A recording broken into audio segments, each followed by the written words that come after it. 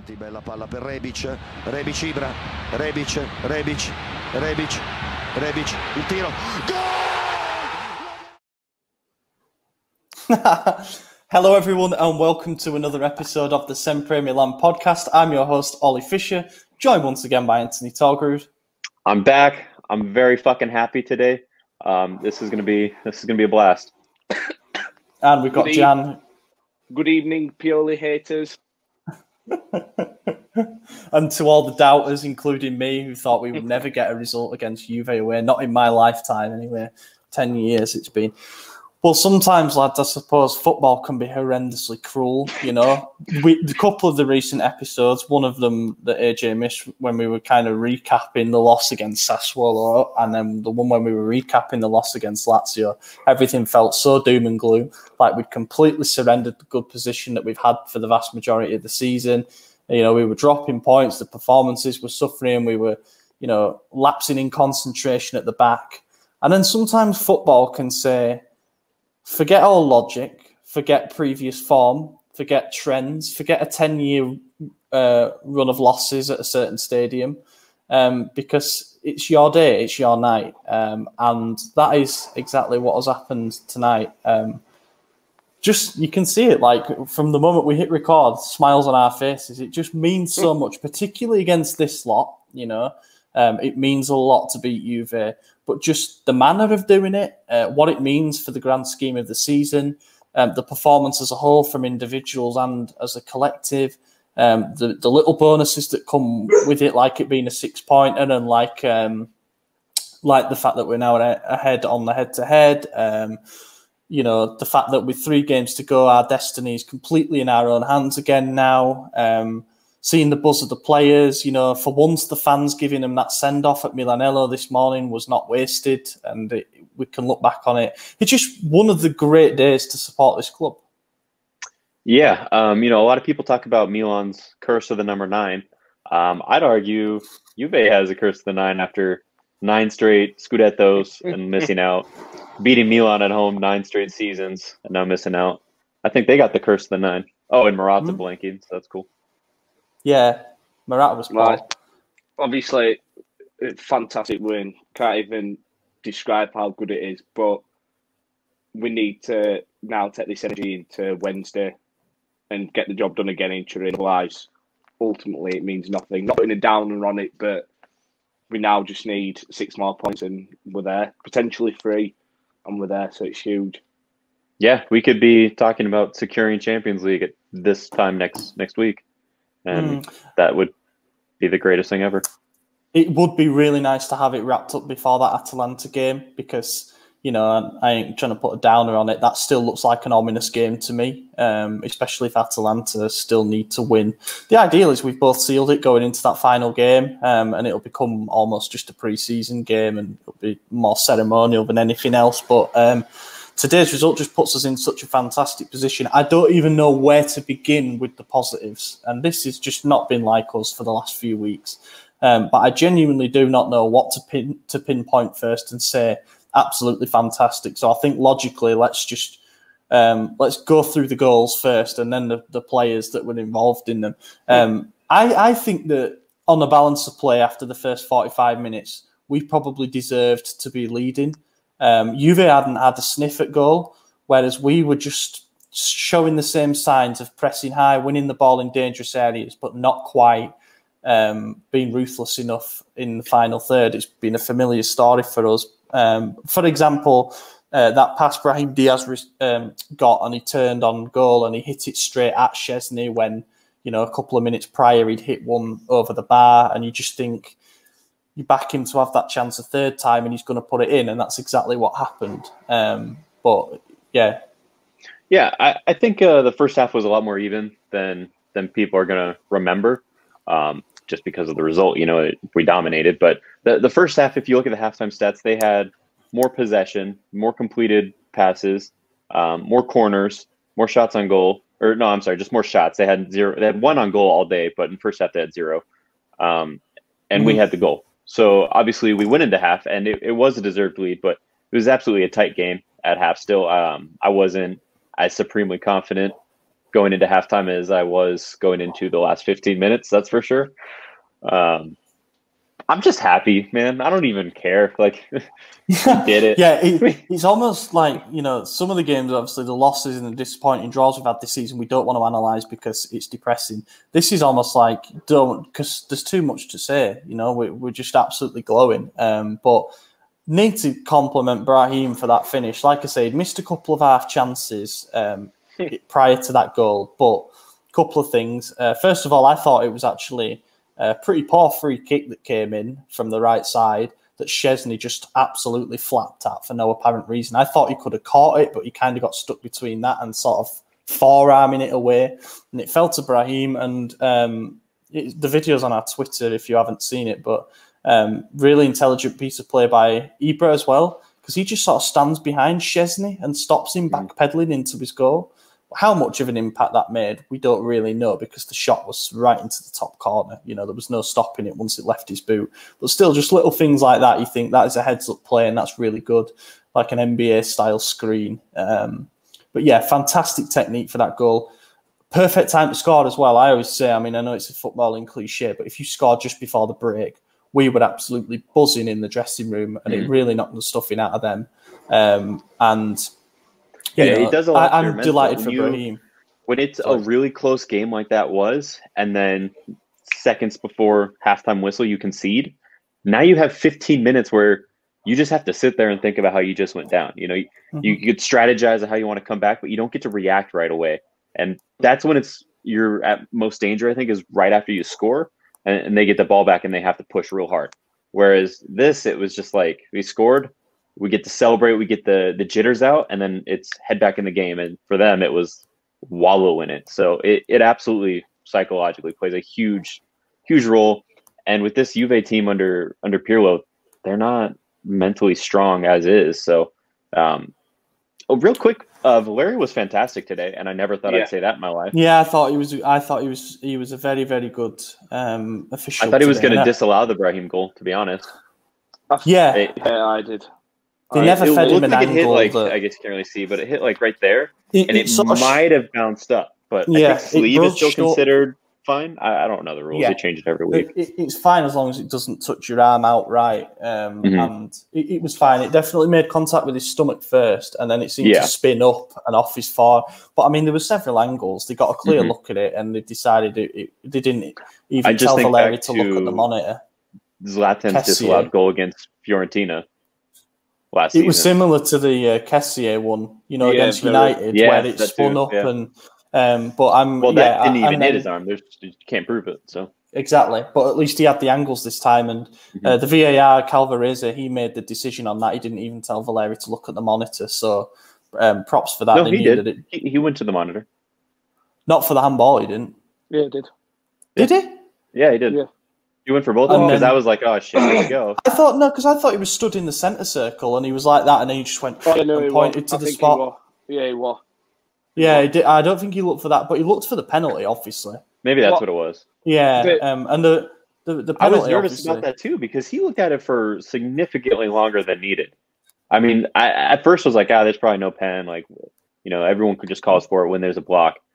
But one replay, I was like, that's the clearest pen I've ever seen. So I was concerned how long it took him. I think maybe he was thinking over like, was it deliberate and this is a red card offense, or was it just this is a handball, let's give him a yellow? I think that's what he was thinking about for so long. But the one thing I will say is that the obviously the rule now is about unnaturally enlarging your frame and stuff like that. So I think that the one tiny fraction of doubt might have been the fact that Chiellini dragged his arm back in so quickly after he hit it.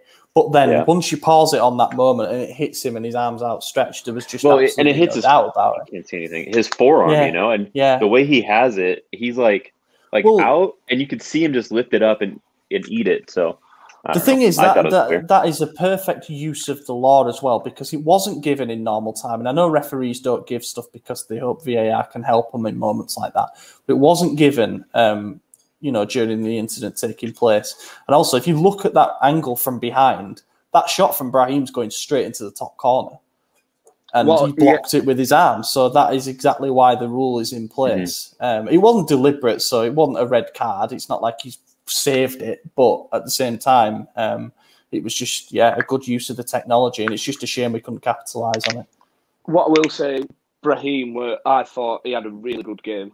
Obviously, the goal, then to win the penalty, there were other parts in the game where he finding nice little bit of pocket space, creating, taking a few chances. And I'm going to say it, props to Pioli for putting him in and dropping Rebic and Leao. Because in a game like that, you'd put Rebic or Leao in 9 times out of 10. That was a huge risk. Huge risk. I mean, Brahim got very few starts. And we all were kind of not really saying this is weird, but we all thought interesting choice when it came out earlier this season or earlier this week that he was testing a 4-4-2. We're like, cool, that shows the adaptability that we've all been asking for. But we were a little confused about Brahim. Now, obviously, it wasn't a 4-4-2 in reality when it came out. It was still the 4-2-3-1. I think it was a 4-4-2 for a little bit when we were in defense. But for the most part, it was still 4-2-3-1. But yeah, Brahim was a big call. And even it allowed Rebic, when he did come on, to play alone up top, and he looked great. He didn't have to fall back. So I think at times it were a 4-2-2-2. I always have to stop for a second on that, so I don't say too many twos. And the way that Hakan, Brahim, and Salamakers, they were all just changing the positions constantly, causing problems. It was just free flowing, and at times some of the football that we were playing were brilliant. And I was saying to AJ just before we started the podcast that when Chiesa in the second half then went over to the right-hand side against Teo, Salamakers quickly just went over to that side, helped out defensively, and Chiesa ultimately ended up coming off.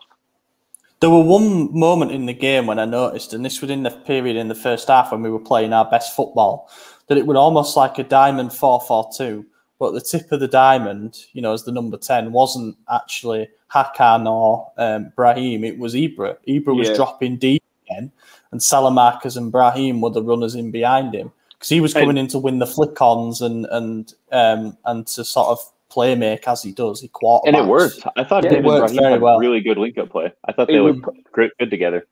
He was pulling Chiellini and Dilly out of position, and it just worked well.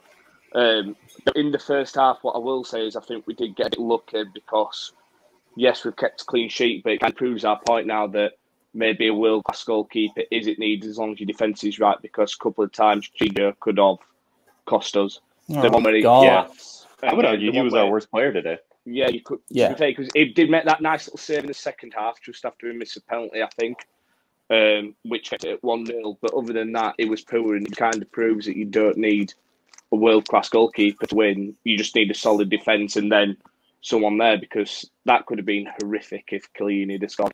Yeah, exactly, that header. I don't know what he's seen there. It's a good job Chiellini's unsighted, because otherwise it's a header into an empty net.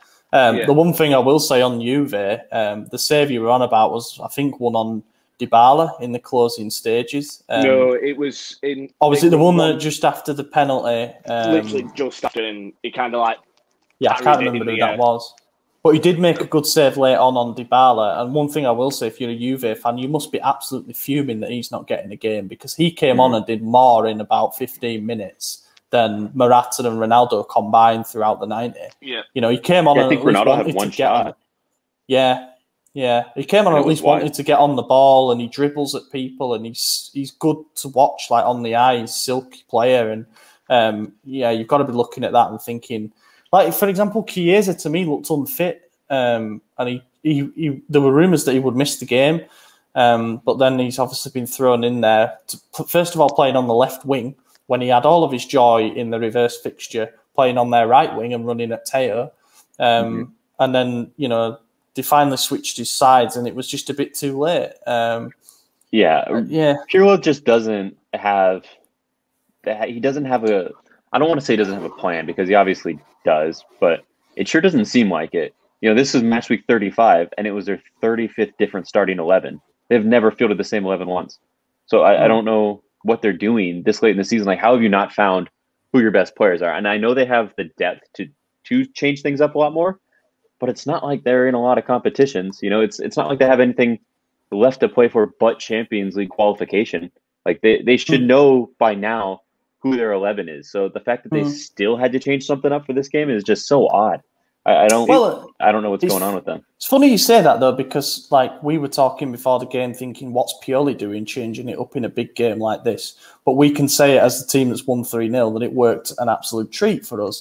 But I think with Pirlo, there's no method to his madness at all. Right. He just sort of throws out combinations of the big name players that they've got and hopes that something works. Like, and I don't understand the way we changed it up is very minimal. You know, we made 2 changes from the last time out, and I think it was 3, but yeah, 3. But I think Juve had 4 changes, and it I don't know. It was weird because we still at least we kept the same formation. We just changed up the tactics a little bit, but Juve just seemed like they said, "All right, this name," like just pulling names out of a hat, and that's just picking who they're playing. Which is what they could do a couple of years ago in Serie A when there was no competition. Like the team sort of fielded itself, so did the second 11. But now that you've got 5, 6 very strong sides, you can't do that, and they need a competent manager. And that's probably what Agnelli was hoping for when he appointed Pirlo, thinking he could save some money, because he's got this Ronaldo money on the books, and he's walked the league for 9 years in a row. He probably thought we could just get away with it, not paying attention to spending themselves into a black hole, and us improving as well, and everyone else. So, oh well. I'm happy to see them fall. Honestly, it's the greatest thing to happen to me. I was surprised. Obviously, our record at the Allianz Stadium or Juventus Stadium is bad. And it's bad because of a combination of the fact that they've been a dominant team within this league. And also, we've never really been smart in games against them away from home. I remember in the last few years, there's been games where we took the lead and we couldn't hold on to it late on. One of them where Moise Kean scored the winner, and then the one where we should have got a point and Dybala scored a late winner, 1-0. Just games where we've been very much in them, but we've come away empty-handed because of sloppy mistakes, because of silly errors, because we overcommitted, we got too overconfident. But today, I think that is probably our most streetwise performance of the season. I know I've used that word before, but it just nothing about it seemed naive, like we've seen in the Lazio game, where obviously we went behind early, which didn't help. But I thought our game management wasn't particularly good. We left ourselves too wide open at the back, and always helps when you're defending a lead, especially against a team that struggles to break other sides down. But I just felt that even when Ibrahimovic went off, the way that we managed that game was absolutely superb. It was like a team that had won 9 league titles in a row. That was how well we managed the game. And, if you want an example of just how much we controlled it, Ibra goes off, Rebic comes on. We actually looked more threatening because Rebic was dropping almost like a false 9 and everything was going through him. And then that second goal that we got, the one that he scored, was just a perfect example of how, you can still be semi-aggressive with the press. You can take advantage of them turning the ball over. And because of the position we've got ourselves in with hard work, one vertical pass from Benacer, that was an absolute beauty, by the way, finds Rebic and bang, 2-0. We've punished them, and that is the sign of a team that has grown quite a lot psychologically. When Zlatan... Go ahead.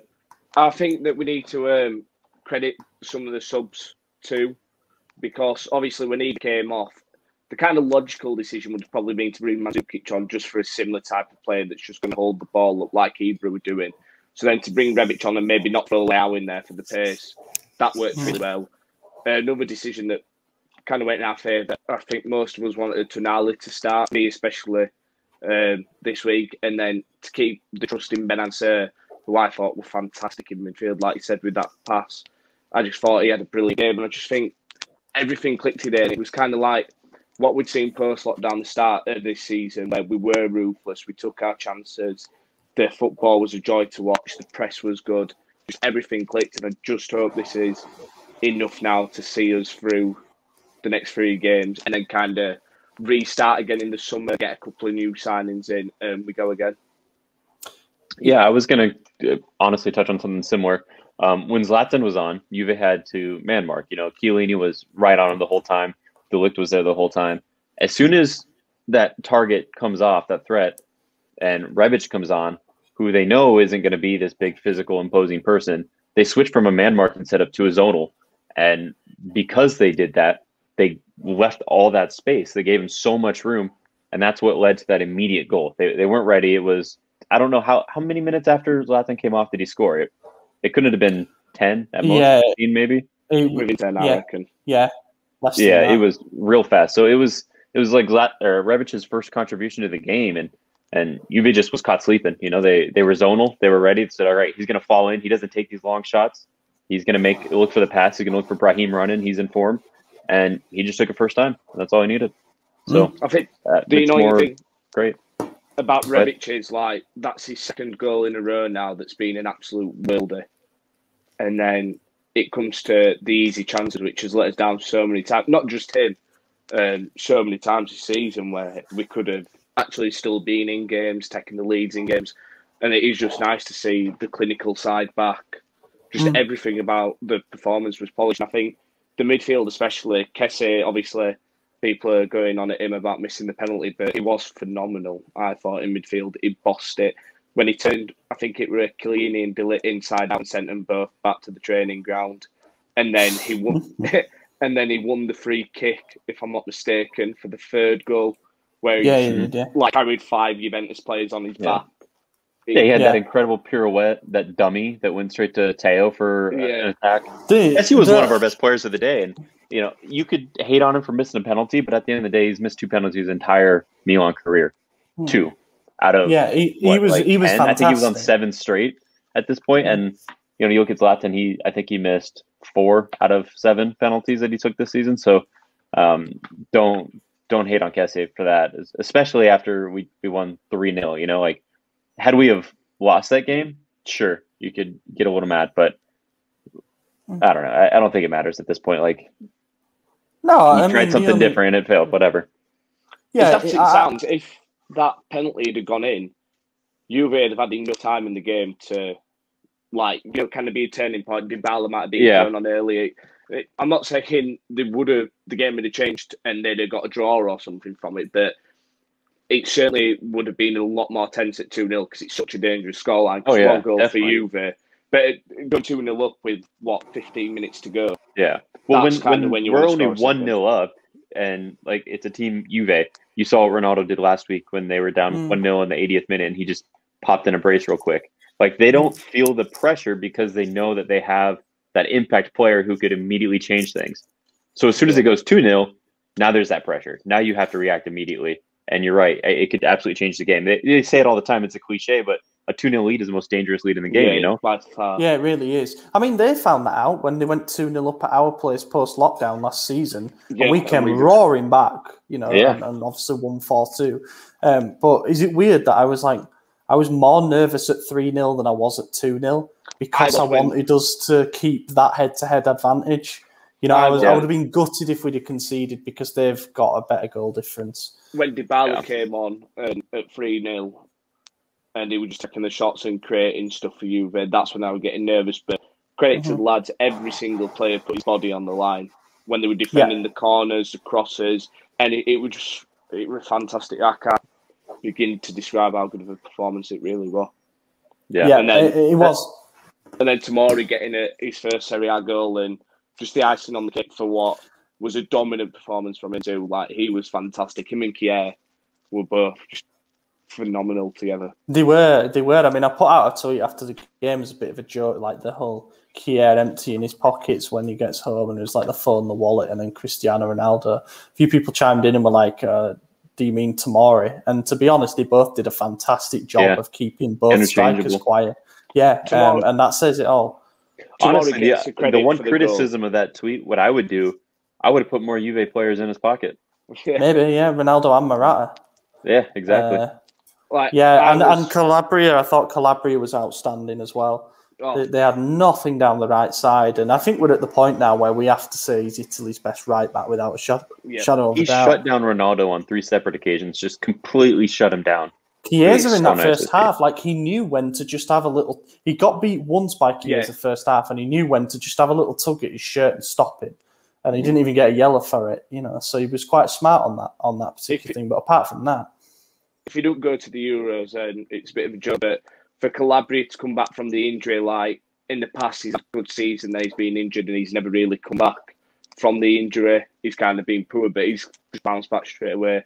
And that right side, him and Salamanca's are just fantastic. And got the chemistry, haven't they? Salamanca's will win a Ballon d'Or next year. I'll go on record and say it now. So, well, he's suspended for the next game. Yeah, that's okay to an extent. Like, I hope we do something with that. I hope we don't just stick Castillejo in there. I just said to AJ before we started recording, I'd put Dallo at right because when he came on, he was fantastic, I thought.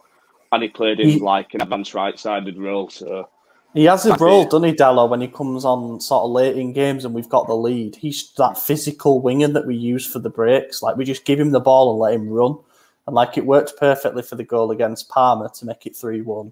And there were a couple of occasions tonight where you thought, if he gets galloping here, they're knackered. But no, it was fantastic. The third goal as well. I just want to say, I didn't even really properly watch it because the free kick was from such an unthreatening position. It was like middle-ish of the field, slightly to the right. And then Hakan just sort of, I don't know, almost arrogantly clips it in towards the penalty spot. And it's like he will never score an easy header. Honestly, I would have missed it too had it not been for me. I was chatting shit to people on Twitter, and I get an update from Gian that said Tomori goal. And I'm like, oh shit, we scored a third? So he spoiled it for me, but that's the only reason I looked up. Like, I was still in full hype beast mode. I was talking so much shit. I was just bashing the keyboard randomly. Oh, I'm not even mad. Like, if there's one goal to spoil, it's the third goal in a 3-0 Juve victory. Like, let's do it. I just love the fact, like, when me and Ollie went to the derby and we witnessed Milan thumping to 3-0, Alex scored that towering header, and then Fix just done it again, and just unreal scenes. I love beating Juve, man. I love it. Yeah, me too. Me too. I feel. Ultimately, we've now beaten them on 2 of the last 3 occasions in the league, which is pretty good. And do I feel that we've sort of got the upper hand on them now? Probably, because for all the star power that they are just not playing as a team at all at the moment. I think Pioli gets sacked, though, so I wouldn't count this as like a turning point because we don't know what next season is going to look like for them. I think he'll get sacked in the summer. I don't think he'll get sacked before the season ends. But even if you go back to the last 5 games, so the 2 Coppa Italy semi-final matches that we just played against them, we were the better team over the 2 legs, but obviously refereeing decisions ruined that for us, and then not using it as an excuse. And then the one where we lost 3-1, we had 6 starters missing in Calabria at centre mid, and we Castillejo was our starting striker. Yeah, and we were still, I'd have said, for parts of that game, a better team, but they were just more clinical. But other than that, I think we have a prod on them now, and I think their demise is coming and their downfall's coming, and if they get Champions League, it'll cripple them. Well, it's going to happen. I mentioned it last week about, how much of a mess their accounts are in and how much Champions League revenue is important to them because it makes up a percentage basically of what they can spend, and without it, I just think them and Inter, I think they're in a lot of trouble. I really do. But the thing with Juve is I just feel like they've kind of got a bailout option because if they sack Pirlo, I think Allegri will go back there, and then they'll start a new cycle with him. Whether they go straight back to being Scudetto challengers next season, I don't know, because I feel like there's a lot of psychological damage done. And if like Chiellini retires, all of a sudden you're losing winners, you're losing serial winners, and you look at that team 1 to 11, it doesn't scare me anymore. The thing that scared me was the front 2. I thought we've probably got a defensive lapse in us because we haven't kept many clean sheets away from home at all. We saw what Lazio did to us. I was scared about their front 2 and Chiesa as well, and they were the thing that were disappointing for them. So we saw Bonucci crying as well. So I think they're almost settling into this belief that they're not going to make it. I think they're almost accepted it, which is just going to hurt their performances the rest of the season. Yeah. Well, I think it doesn't help them that even if they do qualify, they're potentially not in it anyway. I mean, their season's kind of, I don't want to say finished, but apart from the Coppa Italia game, it kind of is. Obviously, they play at the weekend, but then they'll be thinking about the Coppa Italia match because that's then midweek. Yeah. Their best bet is hoping that Inter field like just a Primavera side, That's the only way they go through, because they have to focus on the Coppa Italia, or else it's a complete failure. If they don't get a single trophy this season, it's horrible for them. Like, that's the worst thing that could possibly happen. The Super Cup doesn't count. We can count it. We can count it, but they can't. We need No, I don't think I think Inter will play a strongest team, because there's no better or more emphatic way to sort of, you know, hand over the title than beating the champions twice, getting the beating them home and away. Exactly. Juventus Stadium or whatever it's called. Yeah. Have they been handed the trophy yet? Did they get handed it at the weekend? No, it won't get handed to them until the end of the season, the final game, final home game. But they had the Guard of Honor or whatever dumb shit against Ranieri. Yeah, I mean, I don't necessarily disagree with the Guard of Honor thing, but I just feel like I would want it if it was Milan. But I don't want to see them having it. We're at the thing, like, there's a few games to go. What's the point of doing all this now? Why can't we just wait for the final home game of the season, and then you can have everything, and then off you go? That's it. Objectively, I think the Guard of Honor is cool. I think it's a good thing. It's something that every team should hope for, you know. But I don't want to see Inter having it ever. So this season, I think it's dumb. Yeah. And I'm okay with being entirely hypocritical on that. Yeah, spot on. Next season it might be us, who knows? Covidetto. No fans to give him a Guard of Honor. But they're not going to have any players to receive their medals either, because they haven't paid for anyone. So they're all going back, and the Scudetto's getting removed from them. They'll have to sell the medals for the. They'll have to sell the medals for the precious metal. So they'll have to sell their team bus. I will just say that if we do get some point deductions and we finish second, then it's an actual Scudetto that we win. It's not a Covidetto, and we deserved it, so fuck them. Spot on, yeah. Spot on. Exactly. Anything else on the Juve game, guys? I mean, I feel like we could talk about it for hours and hours on end. I think just the final point I really want to dig home is just fuck them. Yeah. Fuck them. Can't disagree with that. I just want to big credit, obviously, to Pioli, but players like Hakan really stepped up when he needed to. And if he can play like that for the last 3 games of the season, then I think he actually deserves his contract renewal, because he was a game changer today. I know, obviously, he didn't score, but 2 solid free kicks, and he started some nice attacks, some counter attacks and stuff. He was really good, I thought. But he just needs now to bring that consistency with him.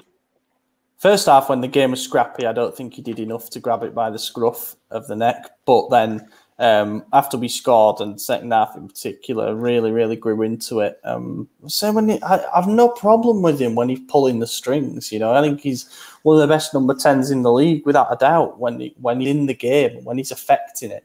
My problem is, you know, well, even in the first half, he released Teo down that left-hand side when Alex Sandro made that brilliant clearance.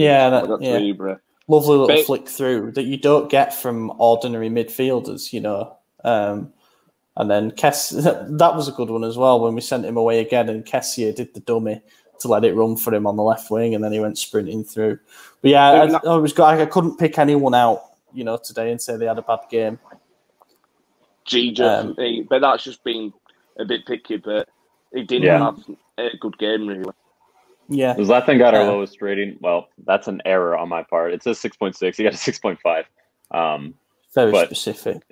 Yeah, that was just a typo for me. Sorry, everyone. Yeah, and hopefully Zlatan's okay. I mean, Pioli said after the game, basically, that he just has a sore knee and it's not serious, hopefully. So, a sore knee? Yeah, I think he just landed a bit funny, and but we'll see. I mean, if he were to be ruled out for the season, let's say, I might be a little more pessimistic about what's to come. But then it's like, if we can't get past Torino and Cagliari without him, then I don't know if we deserve top 4 anyway. But I'm not too worried about the next 2 games. It's just that final game against Atalanta. But if Juve drop any points, then it doesn't even matter. You know, I'm celebrating a week early. That's my Guard of Honor. I think if Ibra is out for the season, then Maldini will have to sit down with him and just say, look, you're going to have to drop your wage or something like that, because we can't go into next season paying him $7 million a year just to be injured every other week. You can't even consider him your starting striker at that point. Yeah, and you can't have a $7 million a year striker on the bench. No, you can't. Games out of the season. I mean, even if as the reports sort of say, it's a lower fixed amount and a lot of it is bonuses to make it up to the full amount based on how many games he actually plays. That's smart, obviously.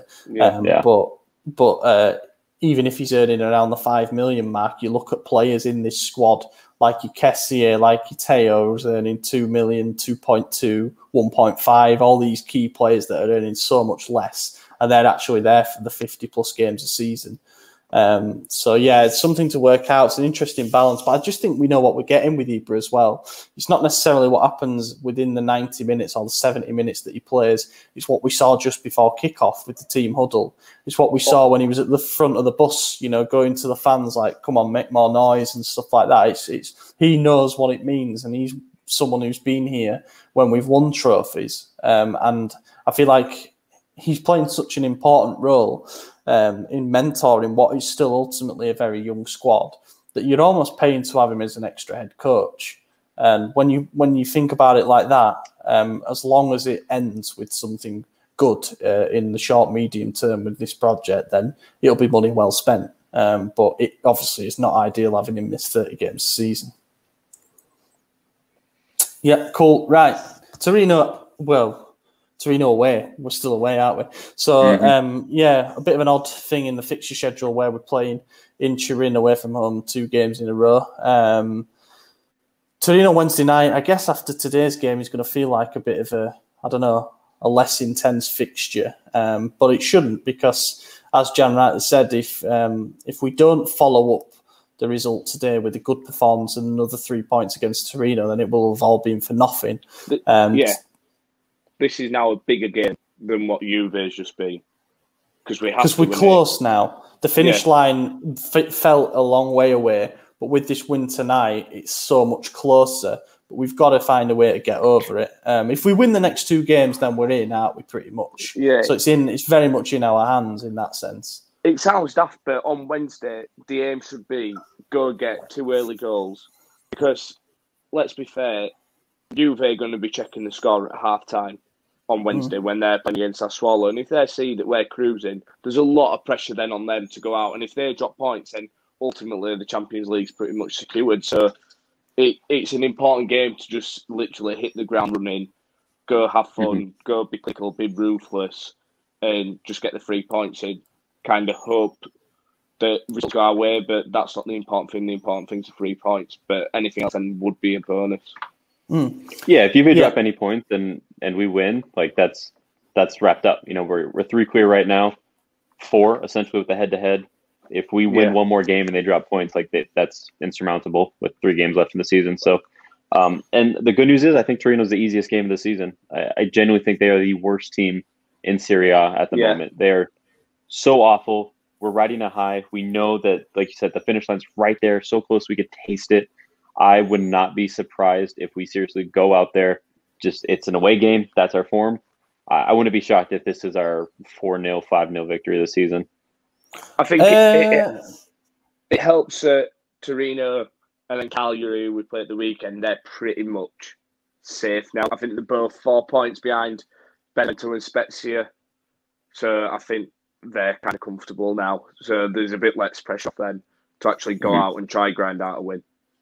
Yeah, I would say that Torino, for the majority of the season, have been awful. Obviously, they were in the bottom 3 for a long period of time. But maybe this might be a blessing for us. They've managed to somehow steer their way to safety. Then they've won 3 of their last 6, which for a team down the bottom end of the table is actually a pretty big deal. Pretty good. I mean, towards the end of the season, you want to play the teams that are already on the beach. They're already drinking their Mai Tais. They don't have anything to play for. They're just doing their job. And that's exactly where Torino is right now. I mean, they technically are still able to get relegated, but they got enough of a cushion to where I think they're going to be pretty chill. They're not a good enough team. Their luck is going to be that there is comfortably 3 worse teams. I mean, Crotone are dreadful. I don't even think they'd be in the top half in Serie B this season. They've just been a waste of time. And Benevento have just dropped like a stone. You know, as we keep saying, 1 win since January the 4th is just really bad, really bad. And then I'm surprised by some of the teams that have been dragged into it. But then Crotone is already relegated. Yeah. So is Parma. It's just Benevento. Parma are awful as well. Torino have been lucky with injuries and stuff. Yeah. Well, they should never have got rid of Diversa at the midweek. There's not a chance in hell that's the team that they break their losing skid against.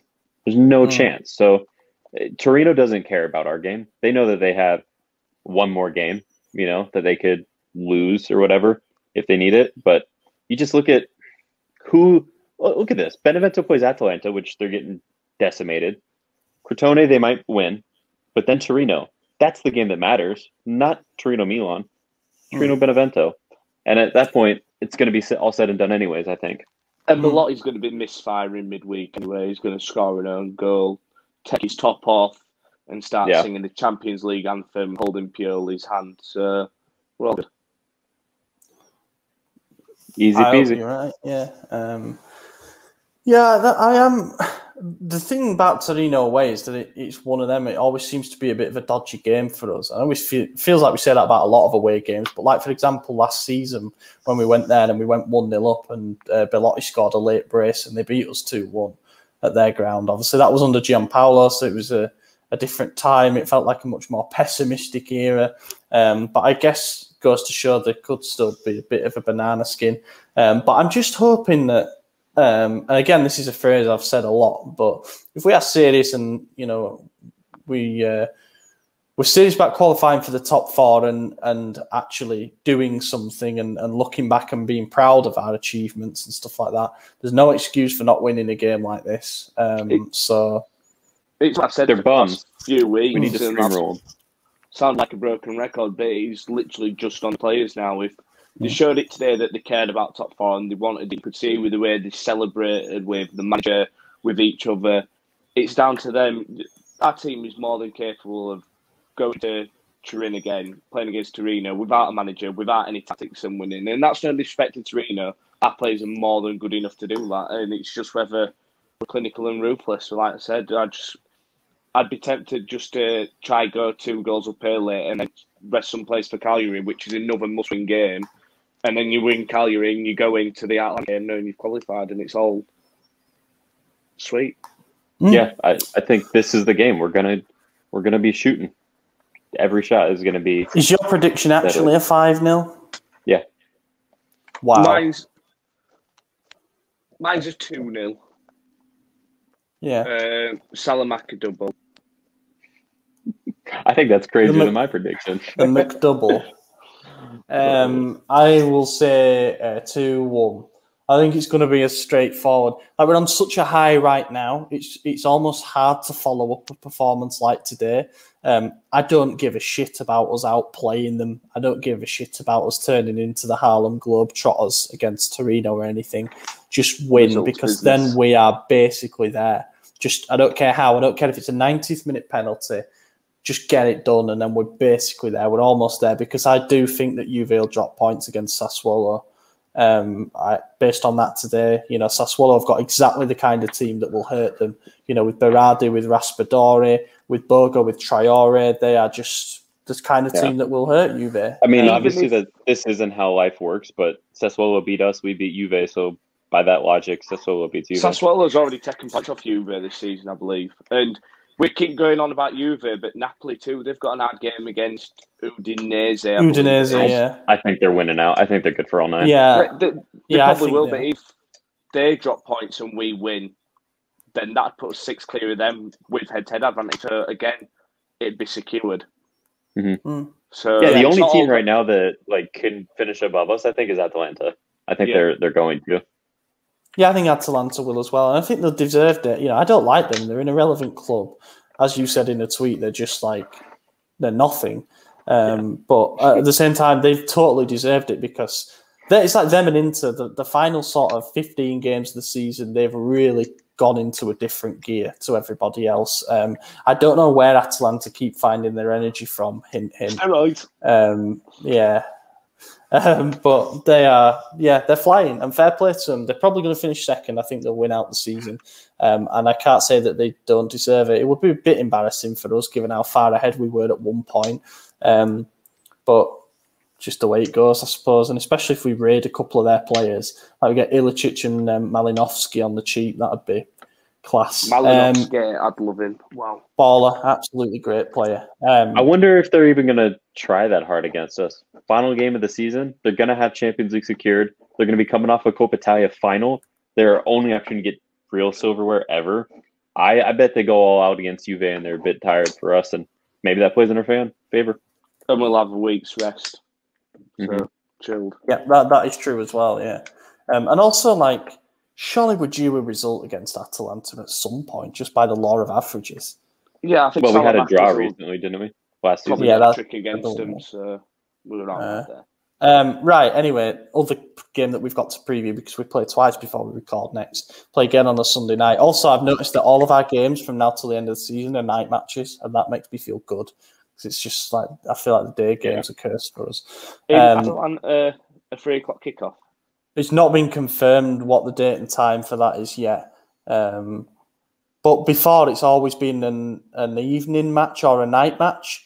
So if they give us the early kickoff for the final game of the season. No, well, they've all got to be played at the same time for a start. All games in the final round kick off at the same time. That's true, yeah. And then, like, I just think back to the Crotone game, when we needed to win and hope that Inter and Atalanta dropped points. That was definitely an evening. So I'm hoping that they do it as a 5 o'clock or even a 7:45. Yeah. That'd be great. But if it's early and we're in, then who cares, I suppose. Anyway, we've got Cagliari Sunday night. Cagliari, 4 points clear, as Gian said, of the bottom three. They were, to put it in perspective, from round 19 to round 32, they were in the bottom three. They had a massive struggle early in the new year where they lost 10 games out of 11. That was in the middle of that was when we went there and won 2-0. So they really struggled in that run of games, and that was almost curtains for them. But to be fair to them, they've won 4 out of their last 5 in Serie A, and the game that they didn't win was the 1-1 draw against Napoli when they scored in the last minute. So they've picked up. It's Leonardo Semplici, who's been there since back end of February. And they have picked up since he's been there, and they look a good team. I think I mentioned it last week. They're scoring goals again. They put 4 past Parma, they put 3 past Roma, they put 3 past Benevento. That was a massive win against Benevento early today or yesterday, whenever it was. And they're looking like a good team under Semplici. But the hope is, as we keep saying, that their fate will pretty much be sealed by that point. That's the hope, and also. We have a good record, it feels like, of winning our last home game of the season as well. Last season we put 3 past Bologna, I think it was, and in the season recently we beat Fiorentina 5-1, and it just feels like we do all right in that last home game of the season. So I'm feeling pretty confident about this one, even though I do actually quite like a few players that Cagliari have. Nandes, I think, would actually be pretty good for our midfield. João Pedro's class. He's got 13 goals for them this season in the league. Yeah. I think this is probably the hardest game of the season to predict. Because we don't know what the table is going to look like going into the game. It's 2 games away. But I think a lot of it rides on that, because there's a chance that we are secure in Champions League going into this game. And if that's the case, we're losing. We're going to be so drunk, hungover, like the team's going to be so celebrated. They're not going to care at all. We would have nothing to play for at that point. And every match that Cagliari has to play, minus us, is also a relegation battle. Fiorentina, they might be 6 points or 7 points clear right now, but that's not enough. And then they also have another team that's right there. Why can't I think of who it is? There's another team that's like Spezia. Yeah, they're all right there. So I think this is a lot more important to them than it is to us. And if we get a result against Torino and Juve get a result against Sassuolo, then we play hard. But if Juve drop points and we win and we're secure, then we don't care and we'll just lose. Yeah, it's a very hard game to predict. I think, like exactly what you said, it all just depends on what happens midweek. We could be laughing, or we could actually be needing the 3 points, like desperate for it. I'll make 2 predictions. If we beat Torino, then I'm just going to say it'll be like a draw against Cagliari. If we don't beat Torino, we've still got to win the Cagliari game, then I think we'll win 3-0. Yeah, I'm a bit worried about the Cagliari game. I would say, I mean, people might think, well, we're Milan, we should be beating them. I would say just ask Napoli how Cagliari played a week or so ago, whenever it was. Yeah, Napoli spurned some chances and stuff, but Cagliari hung in there. Napoli have blitzed certain teams this season, and they've been good, you know, over the last few rounds at getting in and staying in the top 4 race properly. And you know, that's why Cagliari are worrying me a little bit. That being said, I think we'll win. I think we'll win 3-1. Again, I don't back us to keep a clean sheet. I'm not really sure why. I hope that's a turning point today. I hope we've realised we can keep clean sheet against anyone. You know, if you can keep Cristiano Ronaldo that quiet, then we should have confidence to do the same against Torino and Cagliari. But yeah, I'll say that we'll win 3-1, but I honestly wouldn't be that surprised if, as you say, things have gone our way and we're looking in a good position and we drop points in a game like this. But I'm keeping the faith at this point. Let's ride the crest of the wave and see where we end up. Who knows? We might be fighting for second. Atalanta might drop points against, maybe not, but you just never know, do you? You never know. We'll have a better idea after the midweek round of games. Right, questions. Right, we've got a few questions. I'll start with the one that's definitely aimed at Gian. This comes from Josip. Maybe it could be Josip Ilicic. Would you rather have Salamanca's or Ronaldo as your winger? And why did you pick the Belgian king?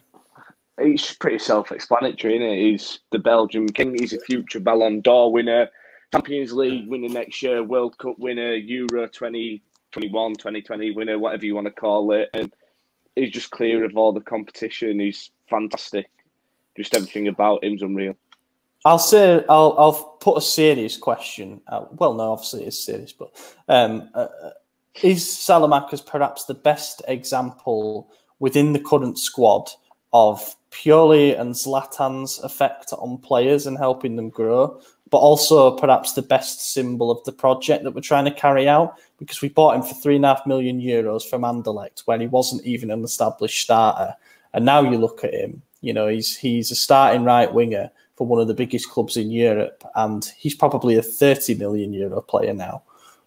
He could be. I think it's like between him and maybe Kier, because Kier wasn't getting a game at all at Atalanta, and he came here and he kind of became our leader at the back and become one of the best defenders in Serie A without a doubt. But yeah, brought him on leaps and bounds. Yeah, like in all seriousness, and I do joke around about it, but he has been fantastic. I think he has been one of our better players, and people just want to write him off for no apparent reason. I really don't get it. He's only 21-year-old. He's only going to improve, and he's been one of our best players this season. Every game, his passing's getting better, his dribbling's getting better. He works hard for the team. He's arguably got the best out of Calabria, and he looks at 21. He looks a leader on the pitch, like the way that he gets a team going. You see the pictures from training. He just seems like that guy that everyone wants to be around, and that just wants to play and fight for the shirt. And I've been saying it for months. You guys will back me up there, that I personally don't think we need an improved right winger on him. I just think we need an upgrade on Castillejo that gives us a different option in games that Salamanca's doesn't give us that option, if that makes sense. Yeah, I think it's obvious at this point that we're going to sell Castillejo, so we do need a natural right winger to come in and replace him. That's just a squad depth thing. It's a formality.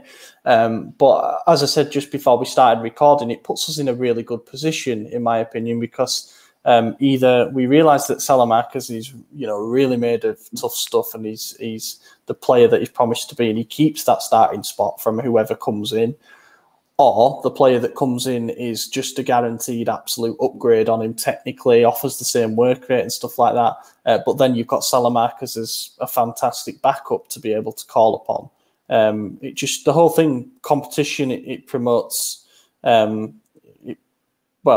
it just brings the best out of players generally, and that's what you need in a squad like this. You need young, hungry players who are almost fighting to one-up each other. You know, if an Icone or whatever were to come in from a different league, let's say we sign a winger from a different league, they're going to take time to adapt, but it's good to know that we're in safe hands in the meantime, because we've got someone who's willing to give absolutely everything for the shirt and for his teammates and for Pioli in particular. I noticed something really interesting, actually. When Brahim Diaz scored, what was his celebration? Went straight over, ran and hugged Pioli. Now, that to me, that might be like, you could say, oh, well, some players do that. They like to hug their manager. That, for me, was a statement. It was like saying, thank you for showing faith in me. And also, if you're Real Madrid, you're probably looking at that like, oh, shit, he never hugged Zidane. You know? Yeah, I think there was a player that did it under Gattuso. I can't think of who it was. Gattuso, I think it could have been Cutrone, showed him quite a bit of faith. And Cutrone went running to him. Then there was... Calabria did it as well. Calabria did it. There was someone else that did it. And I just think it shows that the players still are behind Pioli. They have just hit a rough patch and maybe they ran out a bit of energy. They just lost a bit of the ruthlessness. But that could be a big turning point and just saying, look, yeah, we've had a bit of a downfall, but we're still here. We're still a good side. Yeah. Oh, Chuck's clearly pretty hyped up.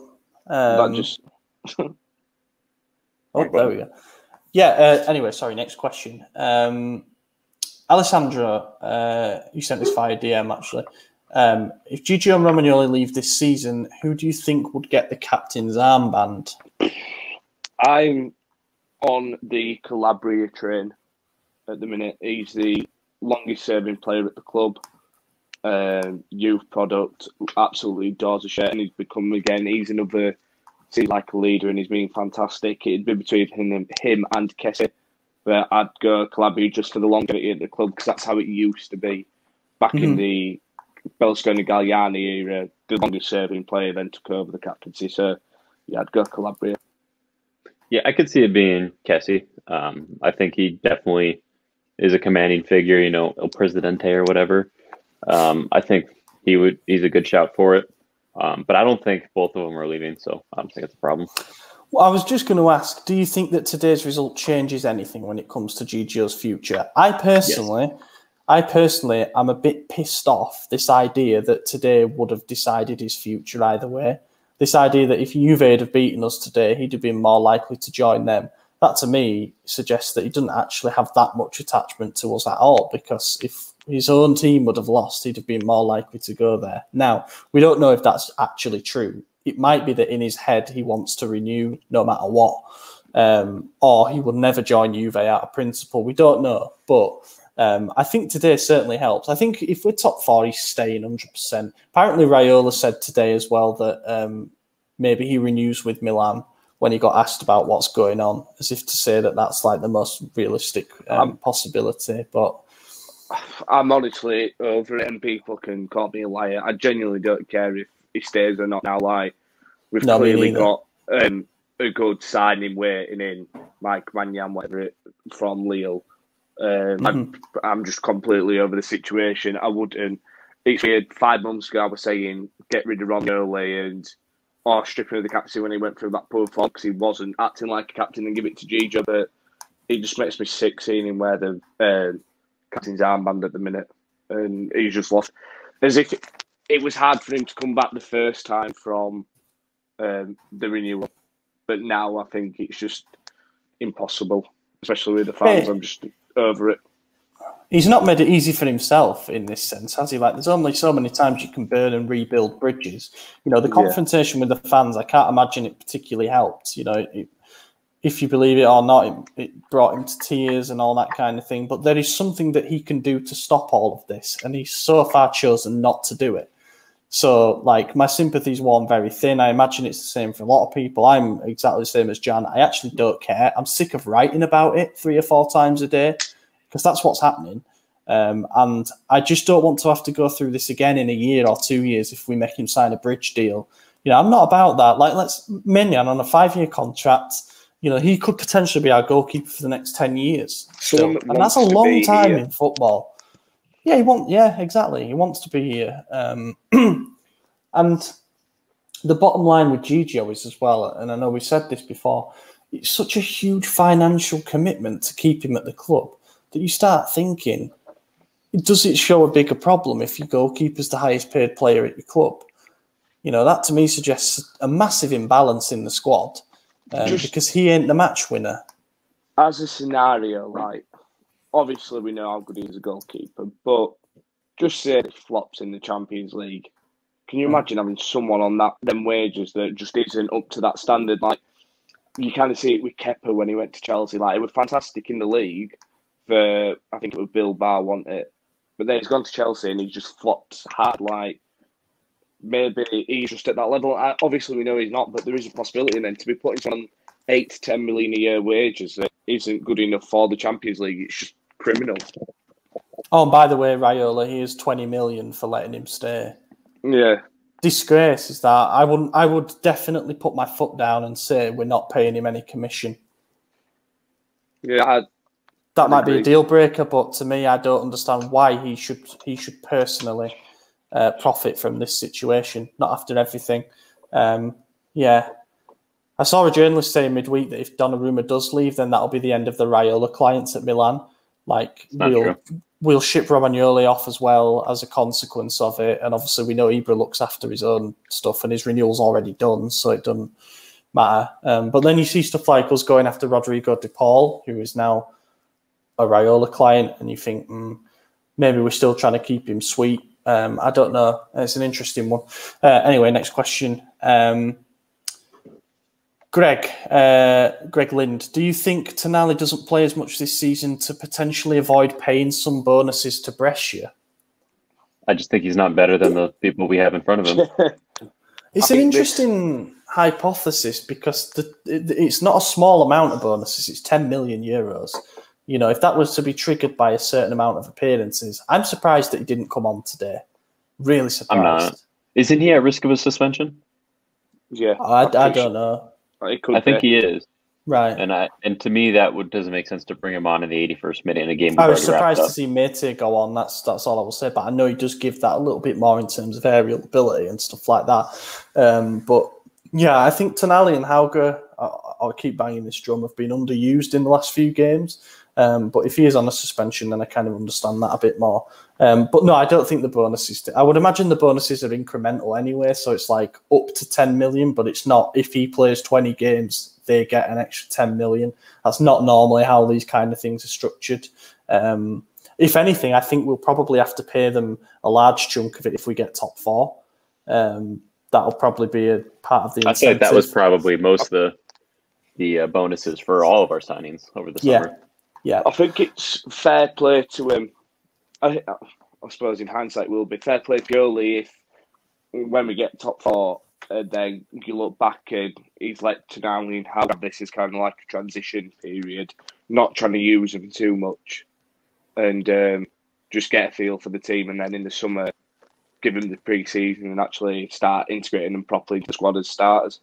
It would be nice to have a proper pre-season because obviously it was a shortened pre-season last season. I know we've got the Euros and stuff, but you know, they're still going to get a pre-season, and that'll be good. And I hope we kind of do our business early as well in the summer, so we can really get any players blooded in. I'd like to do it before the Euros, just before any players' prices rocket. So, for example, like I've seen that we've been linked to Malinowski, who I've been banging on about this week.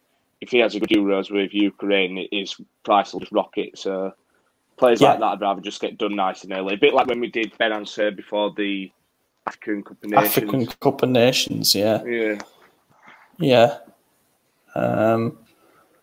Sorry, next question. So this comes from Fawcett DIM.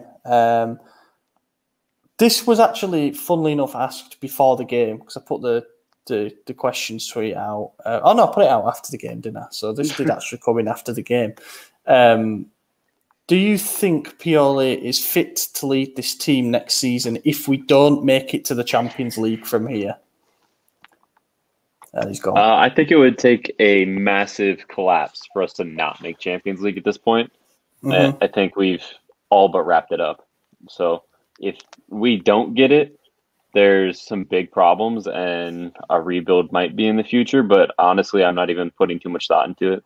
I think it's just about done. I think it's a valid question in that regard. Like, if we mess it up from here, then something has gone catastrophically wrong. And then you start to think, well, how can that happen after a performance like this? So I understand it in that sense. But no, Maldini said it before the game. He's our guy, you know. Let's go with the call. I think that the biggest indication so far has been that we renewed Ibra for another year, because we've gone with that now. We're having continuity. For example, if we were even thinking about changing head coach, you ain't renewing a 39-year-old bloke, because what if the head coach comes in and doesn't want this guy on $7 million a year? You know, you don't make decisions like that without having an idea where you're going in the future. So I think that it was probably already pretty much mapped out. I don't think you need to know my opinion on it. No. This is number 2. I'll take the time at this point to mention as well that we've got an exclusive on the website at the moment, under news exclusive, with Pietro Balzano Perota. Great journalist, has helped us out with some Mercato stuff in the past. So it was like a 10-question Q&A with him. There's some stuff in there about the transfer market and about the kind of players that we might be targeting. Want a centre forward, want a right winger, we want a midfielder. And then we'll see about the defence, I guess. But the second question that came from Fossa was, which positions should we strengthen next year? Assuming we may or may not extend Gigio and Hakan. I think getting you a goalkeeper an interest I've done with Gigio. I know it's going to cause a stir, but fuck him. Get a 4th choice centre mid in, and a new number 10 and a striker. I think that's it. I don't think we need I don't think we need a big overhaul. I just think we need the right signings in the right positions and a couple of backups, a couple of youngsters, whatever. And I think we're good to go. Yeah, I think we need a right wing, whether it's someone to improve on Sally or to be his backup, whichever is fine to me. Samu just can't be making appearances anymore. And I think we need another striker, especially with Zlatan being, injured again after today. We don't know what his next season's going to look like. If you would have told me at the beginning of this year that he was going to miss 30 games, I would have laughed. There's no way. So I think we need another striker, and it needs to be a top caliber but young striker, someone like a Vlahovic, someone who is banging him in, that can actually lead the line when Zlatan's out, but isn't going to be completely distanced from the team when Zlatan's in. It does feel a bit like we missed the boat, with Vlahovic. If we really were pressing with his agent, it'd have been nice to kind of get a deal tied up early rather than later. 20 goals. Yeah. Well, he's just flying now, isn't he? I think 17 of those are in the second half of the season. That is mental. As much as I'd like him next season, I think you can kind of strike a deal by leaving him there for one more year as a sweetener with Grito, and just be like, let's get him in, but you can have him for another year. And here's, for example, Hauger for a year on loan. Just try to sweeten the deal and then be like, we'll take him after that. You've got a year to find yourself a new striker, a year to get European football, so you've got the money coming in. I don't know, something like that could help. Well, the thing with Fiorentina as well is that even though the media says they're tough negotiators, they let their best player in Federico Chiesa go on loan with an obligation to buy. Is it an obligation? I've seen somewhere that it's an option to buy, which is huge. What, you think they might not do it? Would you go in for someone like Chiesa? Let's say Juve decide not to use their option. Well, not just that, but just as an example, Chiesa's like, I'm not playing at Europa League. I can get a Champions League club. Do you know what I mean? Something like that. I don't know. I'd seen somewhere that it were an option. I could be totally wrong, but it came up this week on my timeline. According to Wikipedia, it's a 2-year loan deal, so he's going to be there next season regardless. But it's a conditional obligation to buy.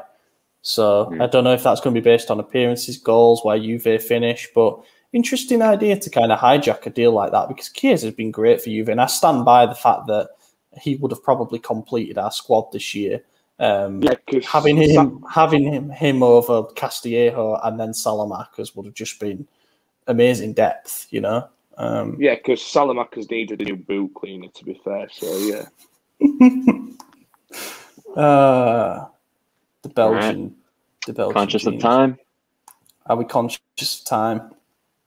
Yeah, let me just double check that I didn't miss any really important questions. All right, let's do one last one and then I'll wrap it up. Ludwig, what's your dream attacking four for next season? Attacking four? Yeah, as in ahead of Ismail Benacer and Kessie. Salamakas, Malinowski, Leao, and Vlahovic. Yeah.